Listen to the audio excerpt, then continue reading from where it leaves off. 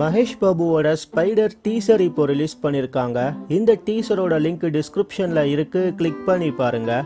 AR Murugadoss டைரக்ஷனில் Mahesh Babu, SJ Surya இந்த படத்தில் நடிச்சிருக்காங்க.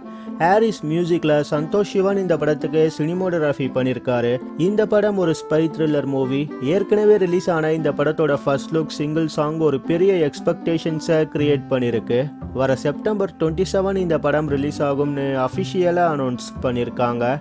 இதே மாதிரி சினிமா நியூஸை நீங்கள் பார்க்க சப்ஸ்கிரைப் பண்ணுங்கள் ட்ரெண்ட்ஸ் டிவிக்கு.